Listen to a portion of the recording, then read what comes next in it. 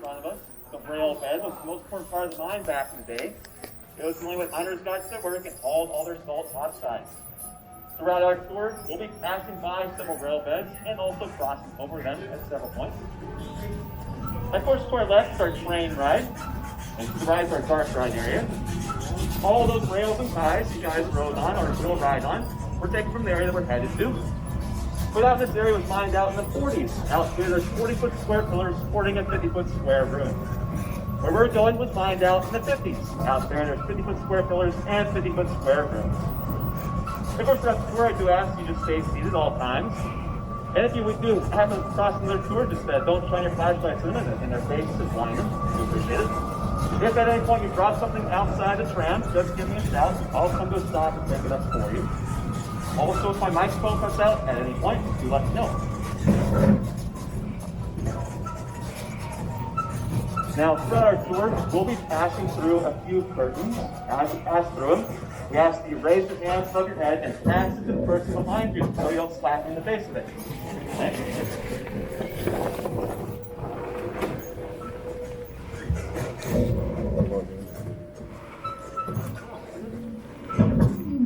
All right, can everybody still hear me okay? Yeah. All right, very good. So our first point of interest here in our safari are these strings hanging from the ceiling. There's one in front of us and one directly to your right. These are called sight fogs, and they're very important to the mining operation back in the day. You may notice that they're directly in the center of the room. They also have a little reflective strip at the bottom of them, and a hook at the very, very end. Now, back in the day, miners had what's known as a carbide light. It was kind of like having a zippo lighter attached to your forehead. What a miner would do, they'd take off their carbide light and stick it in the hook at the very bottom, and then they'd shine their light onto the next sight bulb in front of them. If the miners were mining in a straight line, all those reflective strips would light up at once. Of course, we do consider these artifacts. We just ask you do not tug at them throughout the tour, because we're passing by several of them.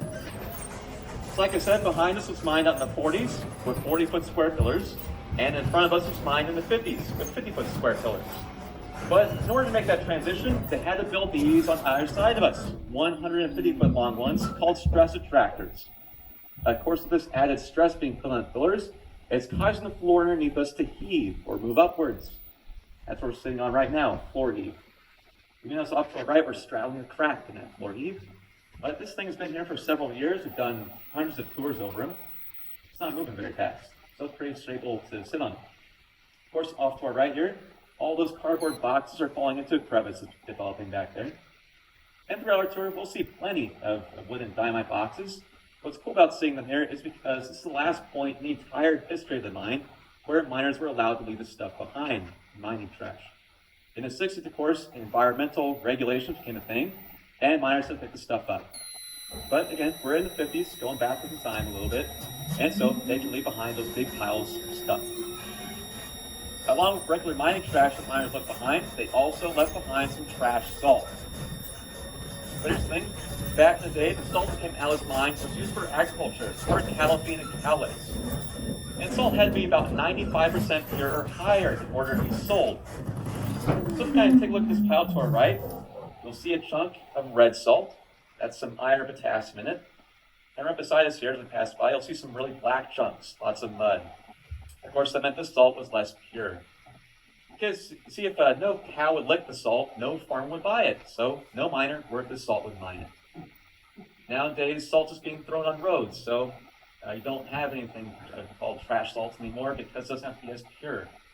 So along with miners not leaving behind any mining trash, they also don't leave behind any trash salt because it doesn't exist anymore. And again, we'll be passing by several piles of trash, mining trash, and trash salt as well.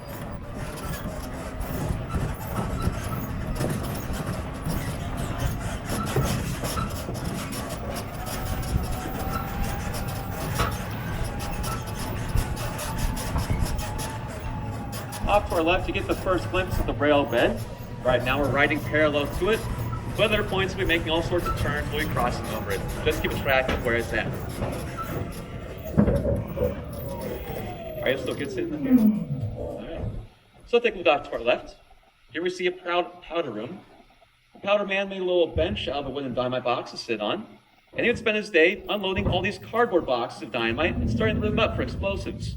Originally, he stacked them very neatly in a pile, but at some point, kind of became lazy and just threw them in a big stack.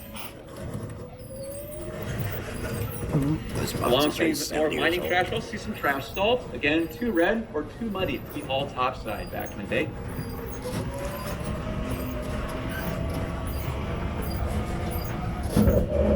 And throughout our tour, I'll be slowing down, speeding up. That's to prevent the tram from hitting a bump too hard and knock us out of our seats. But the ride still is pretty bumpy.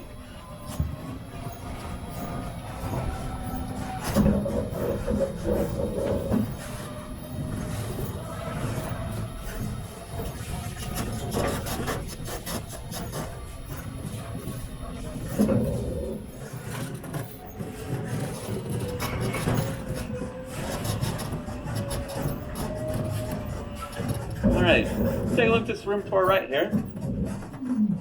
Now this is what the miners call a huge mistake, a roof fall. The piece on the floor, of course, used to be part of the roof back there. Now I'll explain why this is here. The original mine height was 6 feet off the floor at this compacted layer of mud.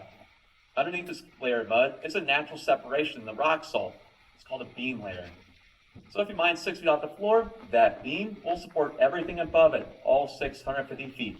There's also a beam layer 10 feet off the floor, like for our museum where we are right now. So if a miner were to say mine 8 feet off the floor, the next 2 feet above him would eventually fall away. There's also a beam layer 13 feet off the floor and 17 feet, like we see exposed here. Now back in the day, miners didn't know there's a beam layer at 13, 17 feet. So in this area, they got a little bit overzealous and started mining upwards, the floor and the roof. They broke through the 13-foot beam layer, but didn't reach the 17-foot one. It took them a while to realize their mistake. You know that because this room is this roof fall, about 2 rooms deep, 3 rooms behind us, and 4 rooms in front of us. A huge mistake. Because they broke the 13-foot beam layer, and the next 3 feet above them or so started to fall away. You may notice back here there's a chunk of salt that a crack is developing right above it. That means the salt up here has broke. At some point, it'll fall down on us. Well, not on us, of course, but it'll fall. We don't know when. It could be tomorrow or 100 years from now. We just know it'll be pretty loud and very spectacular. Like I say, miners have since learned from their mistake, and they mine currently at the 13-foot beam layer. But of course, back in the 50s, they're mining 10 feet off the floor. It's all about trial and error down there.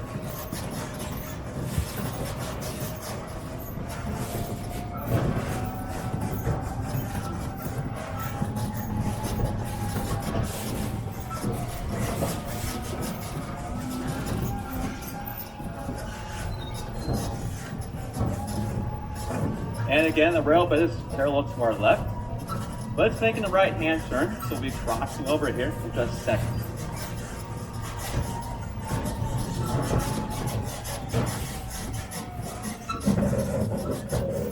And all these rail beds, these rails and ties we'll be crossing over, some of them aren't here anymore, either because miners reuse them or we use them for our train ride. Apparently some of the rails here were going to be reused, but not the ties. Here's the thing.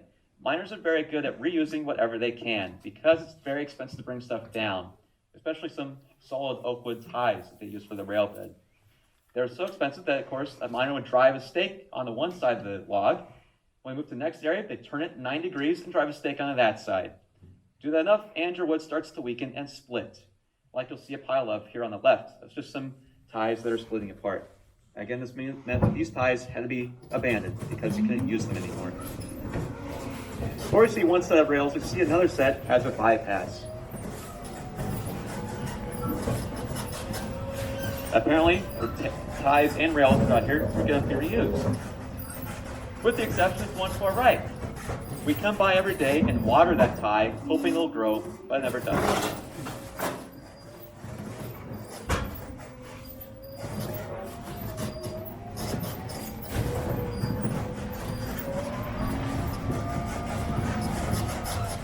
Through this next corridor, we'll see some piles of trash salt on either side of us. Again, too red or too muddy to haul topside. And of course, that red is formed by things like iron or potassium.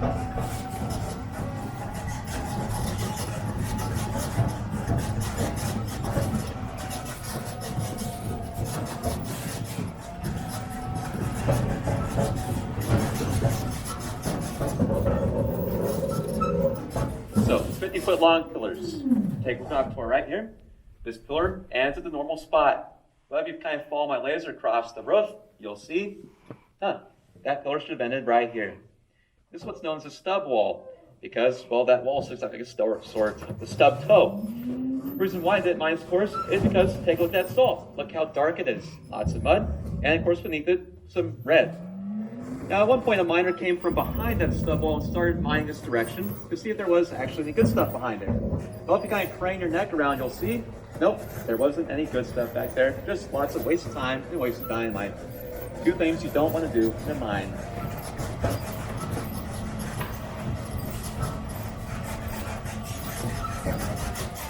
So that rail bed that was right of us is now making a left turn, and we're making a right turn, so we're crossing over it. Look how they bank that turn. Steep angle. I'd love to drive 50 miles an hour with that thing. All right. Just take a look immediately off to our right. There's a big old chunk of salt there on the floor. We don't really know why it's here, but we have a couple theories.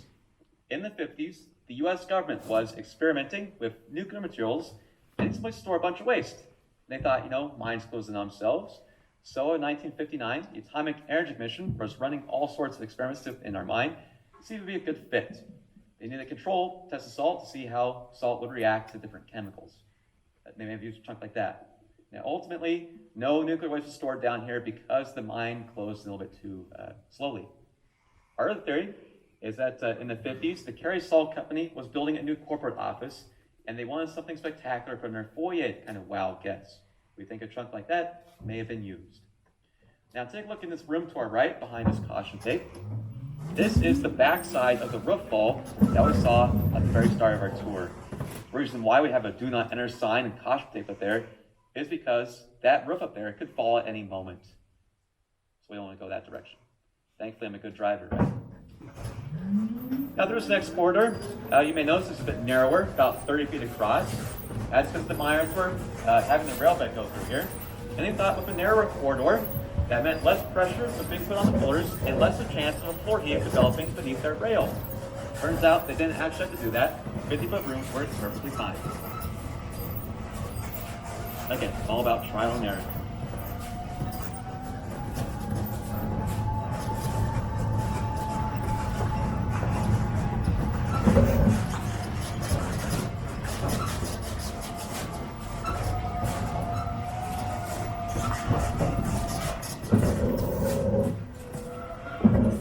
So again, take a look off to your right. Here we see another little stub wall. What we're here looking at is at the very corner of it, big old crystal pod. So when this area was being formed hundreds of millions of years ago, it was a shallow salty sea, there were dry periods and wet periods, leave behind the various layers of salt and mud in their walls. Well, at one point, some water found a crack or a pipe in the salt bed and intruded into it, or dug into it. This water, of course, was high in minerals like salt, iron, potassium, and sand, salt, and mud from the seabed. Over time, it created a brine pool, which expanded out and settled down. The sand, salt, and mud, and iron, potassium, being heavier stuff, settled at the bottom of the crystal pod. Of course, it's the really dark stuff there. And that left behind the pure crystal salt, which settled above it. Now we see all sorts of crystal pods down here. The reason we stop at this one is to see what's kind of on the other side of it and above it. There's a red patch right there. And as we pass by, crane your head back, you'll see a slab of bacon. This is what it looks like. The reason why we stop here, that's a very rare geological site to see. It's a really high concentration part of iron or potassium that typically forms about 200 feet deeper than us, at 850 beneath the surface. But of course, here we are at 650 feet. Now, the reason that stub wall is kind of bending downwards and not flat is because when miners exposed that stub, they left it behind, and that mud is so heavy that it started dragging the roof down with it and that pillar, kind of sagging away. Now, on the other side of us, we'll see those empty cardboard dynamite boxes lining our path. That's to make sure that we don't run over our artifacts. One of our claims to fame down here is that we have blueprints and tire treads over the nose on the moon. This area was mined out in the 50s. Moon landings happened in the late 60s. If you take a look at the floor to our right, you'll see those blueprints. What's cool about seeing those, of course, is that in 10 years' time, come back on the Salt Safari, they'll be in the exact same spot because there's no weather or wind to erode them away. Those tire treads are left behind by heavy machinery like LHDs, joy loaders, and undercutters.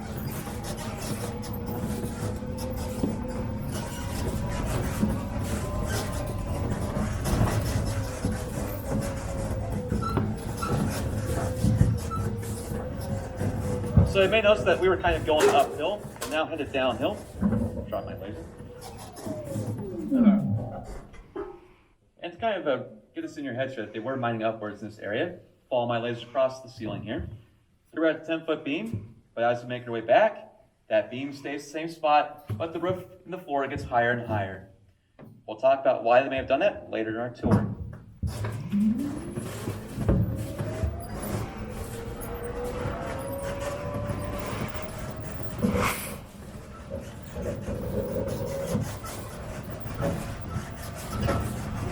Now by this pillar to our right, you'll see on top of those dynamite boxes a mason jar. What's cool about that mason jar is that that's actually somebody's lunchbox. See, back in the day, you can make your chicken noodle soup the night before, put it in a mason jar, all the leftovers, bring it to work the next morning, and place it on top of a locomotive or an engine. And by the time lunch rolls around, it's hot enough to eat. Pretty cool.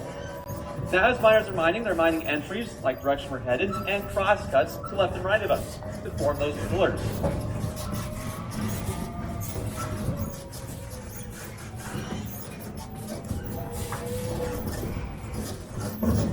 So here's that wow factor. Take a look off to our right, that huge old crystal pod.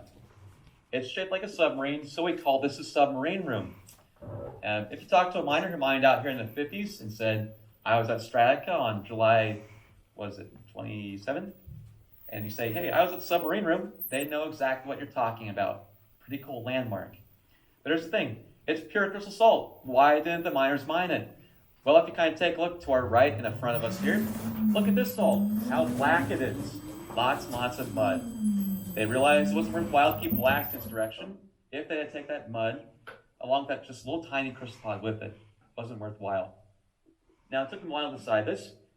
If you look in the far right corner, there's some orange paint on the ceiling. Those are called tags. At the beginning of each month, the mine foreman came around to every face of the mine and labeled it with a date. Of course, there's 3 tags there: March, April, May of 1958. It took them 3 months to decide whether or not to keep blasting this way. Thankfully, they didn't, because they blasted one more face. That crystal pod will not be here for us to gawk at. Pretty cool.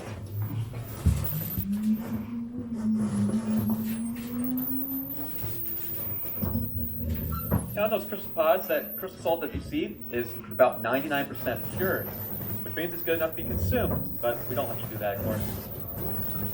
Because this mine's been blasted, blasting technically yields salt about 94 to 96% pure, which is not high enough for consumption.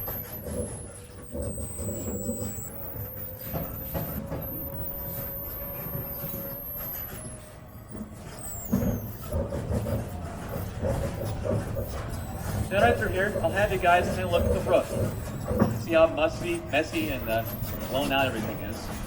As we go through our tour, just compare it to other roofs that you'll see. So again, that rail bed is off to our left. We're riding parallel to it yet again.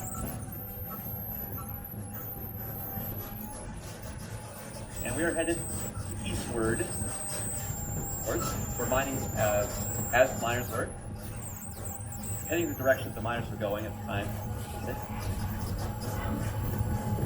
So we're making a right-hand turn south into another entry.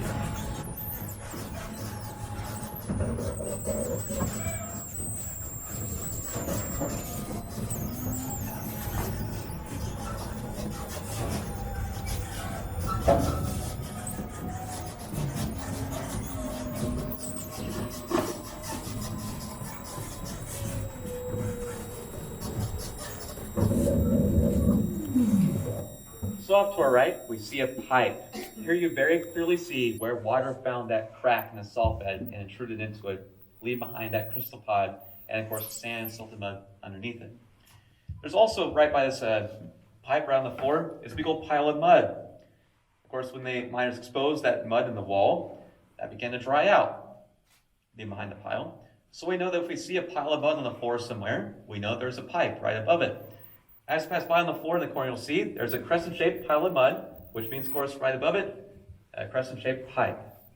Again, it's a cool geological feature to see because if miners blasted one more face, it wouldn't be there for us to look at.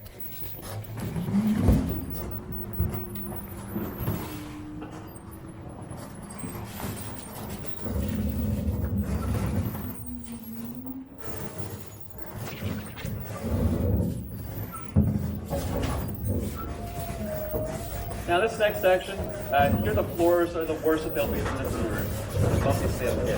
That's because the first way from the hoist the miners got, which meant less foot traffic came through here and less heavy machinery to roll over these bumps and smooth them out.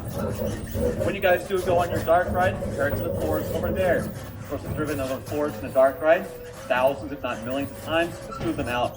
Here, not so much.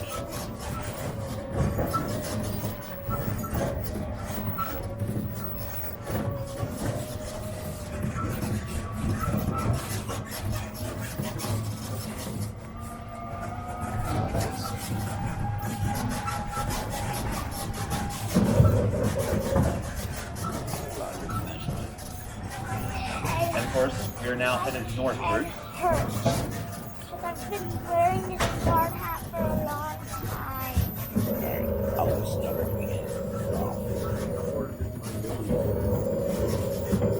So there's a map outside of our gift shop, and there's one in our lobby topside that kind of shows the progress of the mine. Currently, it's about 2.5 miles north-south and 2 miles east-west. You think of how many pillars and rooms we have throughout here? That means there's over 200 miles of tunnels. Now, of course, the salt safari is about the easternmost part that the miners got back in the day.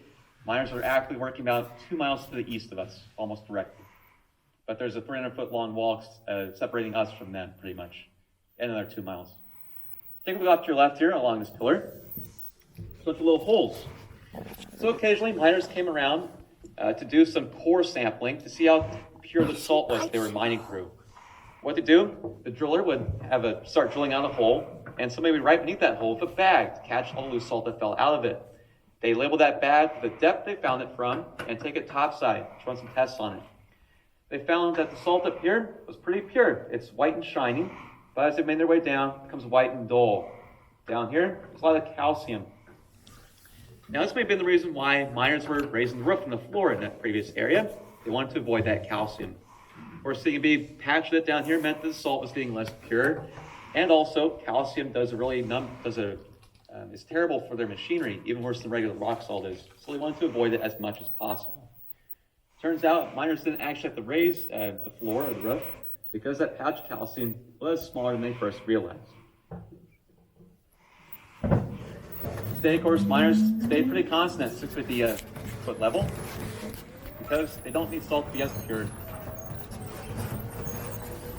But salt at 650 stays pretty consistently 94 to 90% pure. It's pretty good.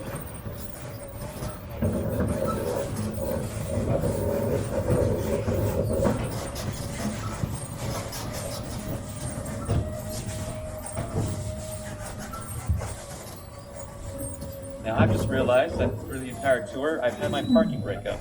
It's kind of weird. That would explain a lot of things. Okay, take a look off to your right here. Of course, this is a big old trash pile. Hundreds of boxes of empty cardboard dynamite boxes out here. What's also by these piles is some blasting wire. I can see a big bundle of it right here and kind of behind us to the right. And we notice that blasting wire has little tags on it, very similar to the ones on the floor to the right by the tram. There's a little pile of them. Kind of point it out maybe a little bit more. Yep. Each one of those tags is labeled with a number and an MS or an NS, standing for microseconds or nanoseconds. Here's the thing. Miners do blasting in sequence, instead of just blasting all at once. They start the middle and the bottom and work their way outwards and upwards. That's because they want the salt to fall in a very particular way, so it doesn't hit anybody in the head and makes a very nice, neat pile for them to clean up later. So it's kind of cool to see that blast wire, of course, because after this point in the history of the mine, they had to clean that stuff up, bring it all topside.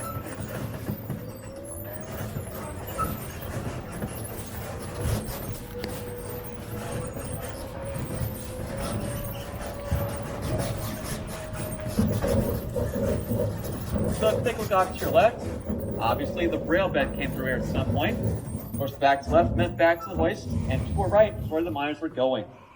You'll also see on the floor by the right here some snap track. It's very helpful for decoupling cars. So the locomotive would start their day out at the hoist. They'd get all the miners in that man trip, drag the man trip all the way over here, and decouple it. Let miners go out to their work. The locomotive will go back to the station to pick up some ore cars. At the end of the day, the locomotive comes back, picks up the man trip and the miners, and takes them all home. Pretty cool to see.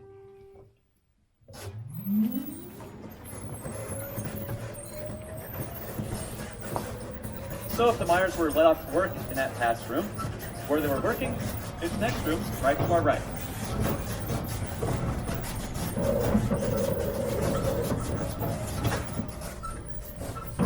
So miners have done a lot of hard work over here.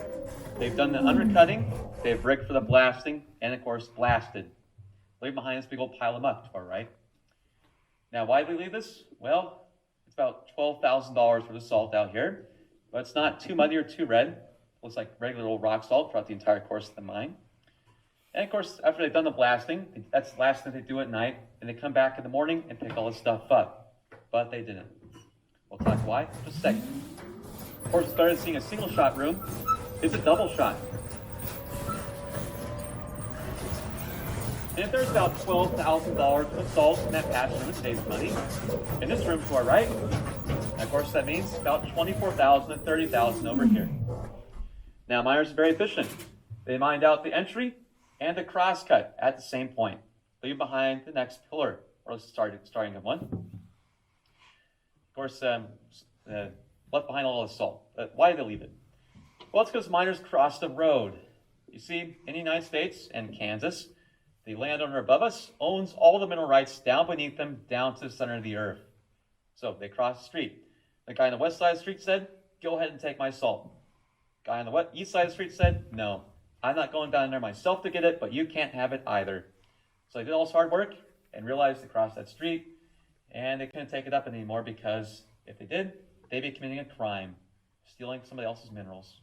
All this stuff had to be left behind.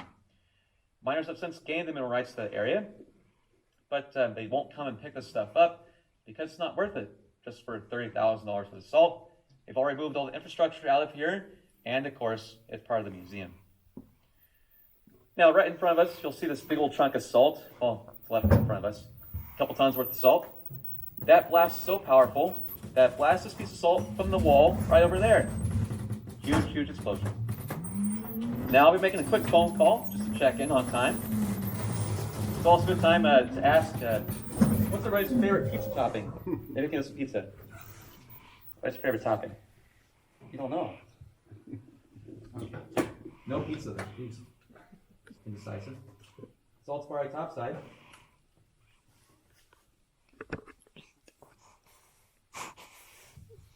He's on the phone. What time is it? See the wire? No pizza, guys. Come on. You didn't give me a topping, so all right. I've asked before, but they don't deliver underground. They kind of laugh at me. That's kind of a weird little pile of rocks on the floor. I don't know what that's about.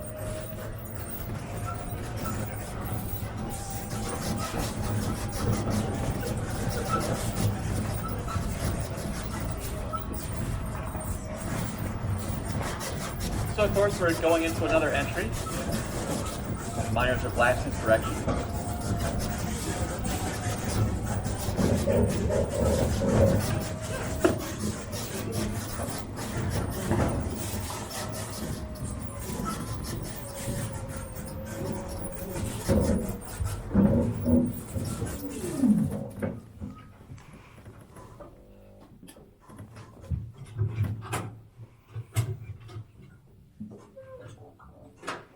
One point where I'll get out and show you guys here. Again, miners have done a lot of hard work. They've done the undercutting. The undercut, of course, is that big old horizontal chainsaw that kind of drag along the floor. They start off at the right, of course, move their way to the left, kicking up all this loose salt fines up here. They drag it on the floor and pull it out over here. You can see where they pulled it out some 70 years ago. Of course, it's one person's job to clean this stuff up before they start rigging for the blasting, but they didn't do that. And then you also see that they did start drilling for the holes for the explosives, 10 rows across, 4 deep. Of course, each hole would get 8-inch sticks of dynamite stuffed into it, making that 300 sticks of dynamite bursts of blast that could blow out a chunk of 3 tons of salt or so out of it. And of course the undercutter, they kind of drill a little bit downwards, which is what leaves behind all those bumps or curves we've been riding over. And the top drill holes, they kind of drill upwards a little bit, so the previous blast leaves behind what's known as a boot hole. These kind of blown out ones, like up here and right here. So I know that if you see a boot hole right here, that meant the last face of the mine was right above me. There's also a boot hole from the previous blast, which was originally over here. And of course, you follow that all the way back to the very start of the mine. You can see how many blasts have taken and what direction they're headed, because all these things leave behind very particular patterns to show that. But again, all this hard work for nothing, because the mine foreman came around and told the miners, guys are too good at your work. Way too quick. You've crossed the street. We don't have mineral rights over here. Can't mine this direction anymore. That's a damn shame. But in front of us here, you'll see some foam tubes that are put here for museum purposes, but they were also starting to rig the crosscut. So if they blasted through this wall here, we'd be able to drive right through it. Of course we can't.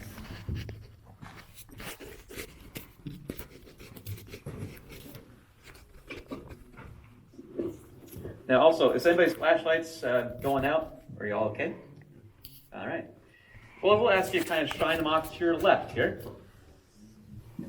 Down this corridor. This is what the modern mine looks like, because miners don't leave behind their trash or any trash salt. Haul everything topside. Just miles and miles of empty rooms and bare pillars.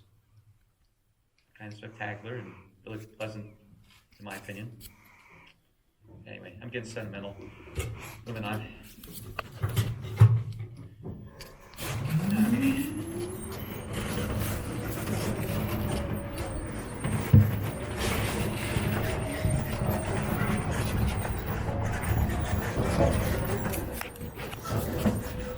And of course, riding over those curves left behind by the undercutting. There's another little weird pile of rocks to the left.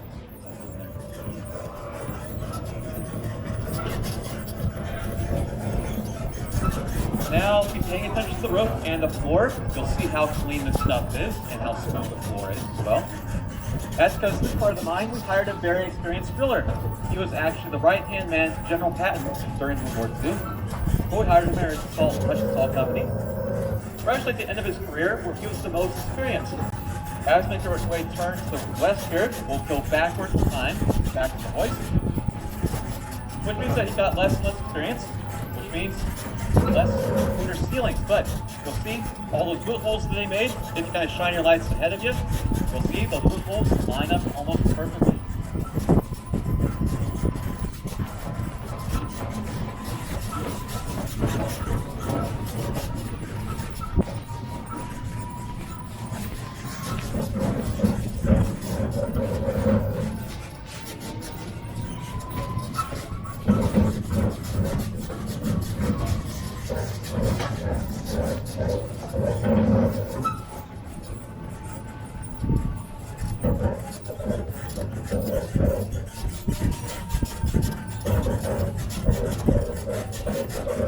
So, miners like to reuse whatever they can. It's actually one person's job to make sure that they do this very well. Which is why it's rare to see what's directly above us. It's an electrical insulator still attached to the ceiling. This is the only one that we're aware of that's still attached to the roof throughout the entire museum area.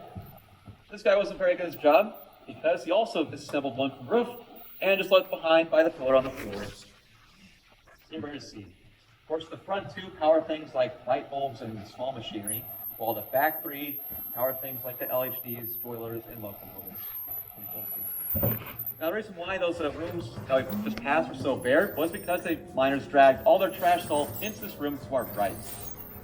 Again, too red, too muddy to be hauled outside.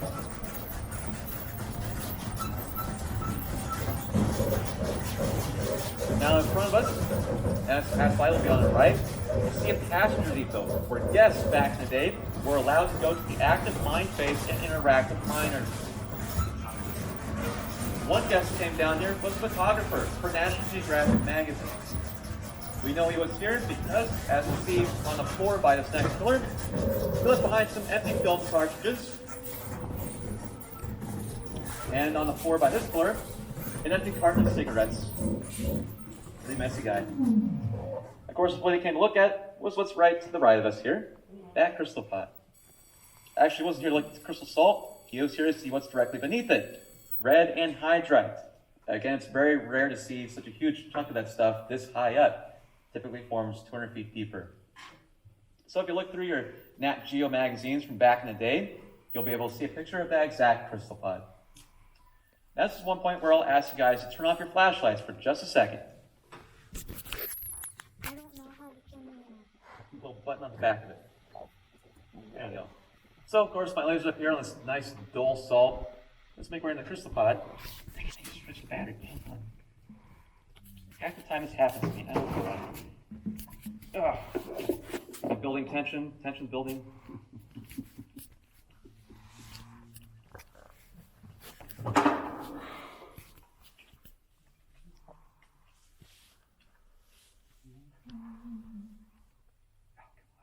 I put it in backwards, the battery.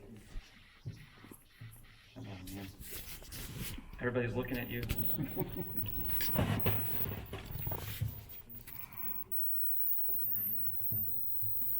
There we go. Okay, so again, dull salt up here, not very reflective. I gotta turn off my light. But as we make our way into the crystal pod, of course, it's pure crystal salt. Worth it, right? The way. Of course, it's all reflecting and refracting through there, making it all glow. So little did you know that Myers mines salt and kryptonite. It's really pretty. Alrighty, worth the wait, right? Okay, I'll have to turn the lights back on, please. I do need to see where I'm going. Now, since you have to put up with that little technical issue, I'll show you one of our rarest artifacts down here, an 8-sided pillar, the only one that we're aware of. Take a look at this pillar to our left here, and as it passes by, just count the number of sides on it.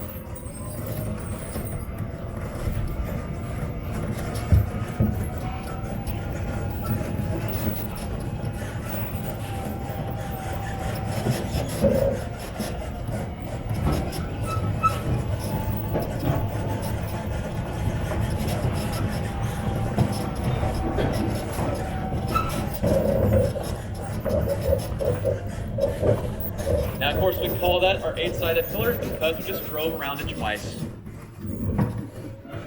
I got a little bit of a chuckle out of that. You're welcome. So right here, the air may feel a little bit different, maybe smell a bit different as well. Well, of course, back to our left, back to the west, and the mining hoist. And miners are mining eastward to where we just came from. Of course, the mine out from that area, miners needed air because they don't have air down here. Well, you don't have any living miners. What's right in front of us? What's called the fresh air main. It's really a feat of engineering out here, really, guys. What they needed to do was get more air down here. So they connect the sub-tunnel to where they were, where the fresh air was coming through. They make a little curve to connect up to it. But of course, here's the thing. Air doesn't travel at 90 degrees. But miners are very good at making 90-degree angles. So instead, they made two 45-degree cuts. What they wanted to do was line up a blast they made right here in October '54 to another blast they made at the same time, a few pillars to the northwest of us. So again, they're here in October '54. Let's see how well they did. In order to do this, all they had to use were those strings hanging from the ceiling and pen and paper. So they've made a few blasts. Now they're here in November '54, like you see out to our right. Then they came up with what would be another pillar, but instead of making a pillar, they made a 45-degree cut to the left.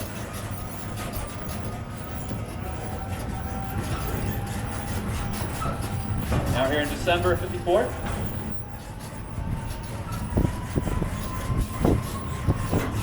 Come up on another pillar, but instead of a pillar, make another 45-degree cut.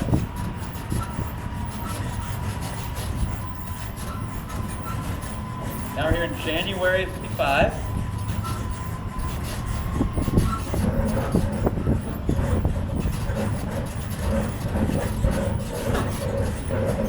Now we're here in February of '55.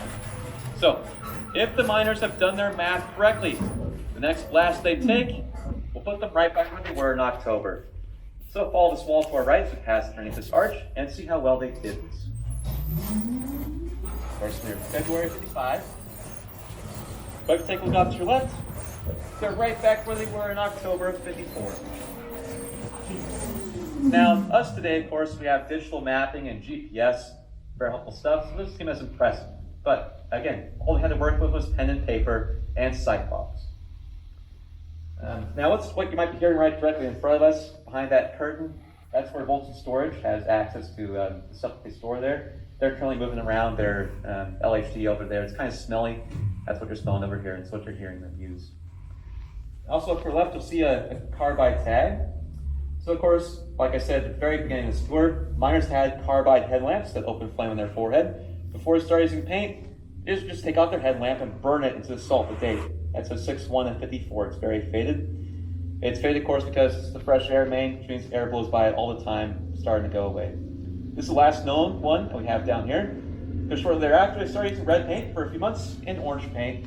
Pretty rare to see all three in one place.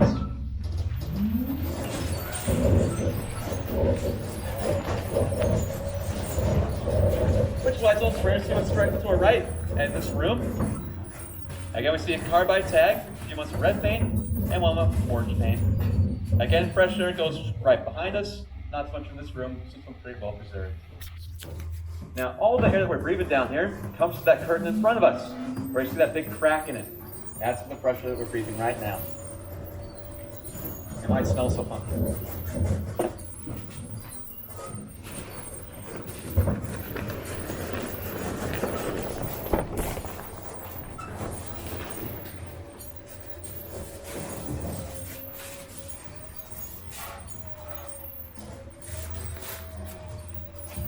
Well, it's hard to tell because Bolts is currently doing their stuff and that's people smelly equipment. But it's the exhaust air. It may feel a little bit different, maybe a bit warmer or a bit cooler. I can't really tell. But anyway, exhaust air always went along with the rail bed. And of course, they wanted the rails to be well lit, so they built little lampposts and they labeled it with a date and a number.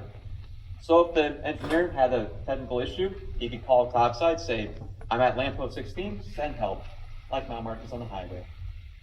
Of course, back in the day, to the right was back to the mining hoist, and to the left was back to the mine face and that pasture depot that we saw earlier.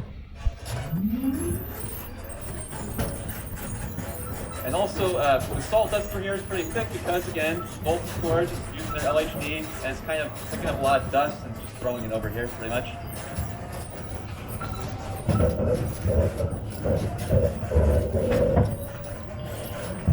Now, off to your right, you'll have a chance to grab a piece of souvenir salt.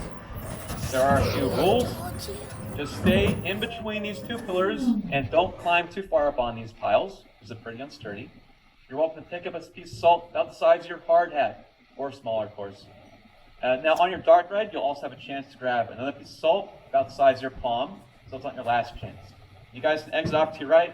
Got about 5 minutes, and I do have bags for you if you need some. Bag? What one do we take? Okay, what do you want?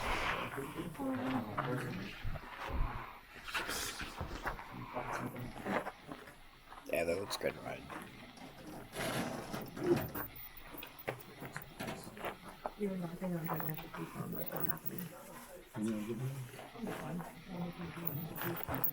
Yeah, that looks good. Sure, that looks good. You're right. He's gonna give it back. There you go. Oh, that's a brilliant piece right there. Yeah. This is a walnut too. Really cool.